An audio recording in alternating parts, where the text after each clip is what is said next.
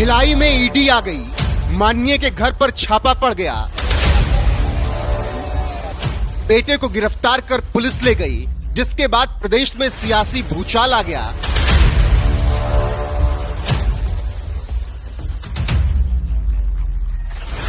छत्तीसगढ़ के सियासत की गलियों में आज फिर हलचल मची है और इस बार केंद्र में है पूर्व मुख्यमंत्री भूपेश बघेल और उनके बेटे चैतन्य बघेल और उनका भिलाई वाला बंगला, जहां ईडी ने सुबह सुबह धावा बोल दिया क्योंकि मामला हजारों करोड़ के घोटाले का जो है। तो आज बात उन घोटालों की जिन्होंने छत्तीसगढ़ की जनता को लूट लिया और कांग्रेस के काले कारनामों को दुनिया के सामने पेश किया।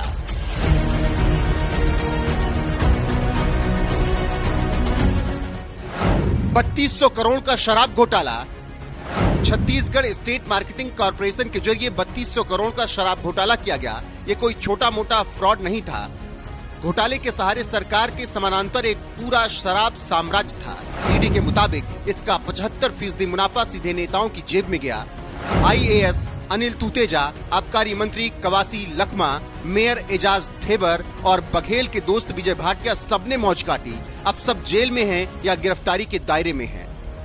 ईडी ने तो बघेल के घर और उनके बेटे के घर तक छापे मारे और बघेल जी का जवाब, ये तो पॉलिटिकल टारगेटिंग है।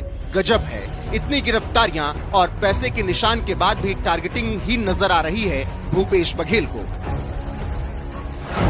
570 करोड़ का कोल लेवी घोटाला। हर टन कोयले पर 25 रुपए की वसूली थी।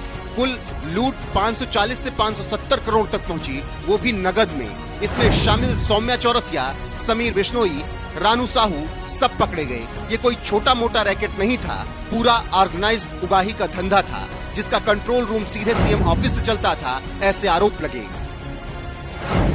6000 करोड़ रुपए का महादेव बेटिंग ऐप स्कैम। ये ऐप नहीं, पूरा डिजिटल कैसीनो था, जिसमें हर रोज पैसों का बड़ा हेरफेर होता था। एक आरोपी ने ईडी को बताया कि उसने 508 करोड़ की रिश्वत सीधे मुख्यमंत्री भूपेश बघेल को दी। Voice note, chats, transaction details सब सबूत दिए गए, लेकिन बघेल साहब फिर भी मानने को तैयार नहीं और कहते रहे, मैं तो विक्टिम हूँ। 5000 करोड़ का पीडीएस एनएन यानी राशन घोटाला। इस घोटाले में तो हद पार कर दी गई। गरीबों का राशन चोरी किया गया। कैग ने 600 करोड़ रुपए की गड़बड़ी की बात कही, लेकिन अंदरूनी खबरें कहती हैं कि यह घोटाला 5000 करोड़ तक का हो सकता है। और मजा देखो, आरोपी अफसरों को सजा नहीं मिली बल्कि प्रमोशन मिला। अनिल तुतेजा और आलोक शुक्ला जैसे अधिकारियों को बघेल सरकार ने वीआईपी ट्रीटमेंट दिया। एडवोकेट जनरल तक इस जांच में दखल देने की कोशिश में पकड़ा गया और अब सीबीआई के स्कैनर में है। तो कुछ इस तरीके से बघेल साहब ने छत्तीसगढ़ में गरीबों की सेवा की। 1300 करोड़ गोधन घोटाला। बघेल राज में छत्तीसगढ़ में कागजों पर तो गांव का विकास तो सुपरहिट दिखा, लेकिन जमीन पर नहीं। आधे से ज्यादा गोठान तो बने ही नहीं। गोबर के नाम पर बने प्रोडक्ट्स कभी बिके ही नहीं। न जवाबदेही तय हुई, न ऑडिट हुआ। बस पब्लिक का पैसा गोबर के नाम पर गुड़ गोबर कर दिया गया। 4300 करोड़ का पीएम किसान घोटाला। बघेल जी के राज में तो केंद्र सरकार की पीएम किसान योजना को भी नहीं बख्शा गया। 53,000 फर्जी लाभार्थियों के नाम पर 4300 करोड़ रुपए ट्रांसफर कर दिए गए। असली किसान तो भूखे मर रहे, लेकिन फर्जी अकाउंट्स के जरिए पैसा छूमंतर हो गया। तो कुछ इस तरीके से छत्तीसगढ़ के किसानों की सेवा भूपेश राज में हुई।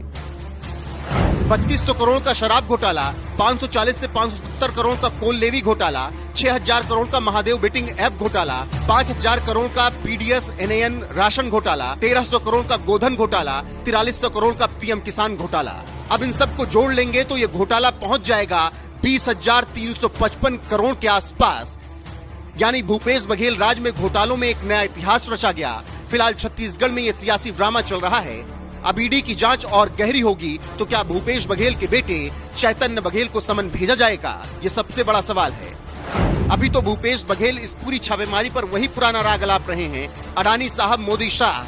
बाकी ईडी हिसाब करने में लगी हुई है। आगे भूपेश बघेल के राज में हुए लूट तंत्र में क्या कुछ खुलासा होता है, उसके लिए इंतजार कीजिए।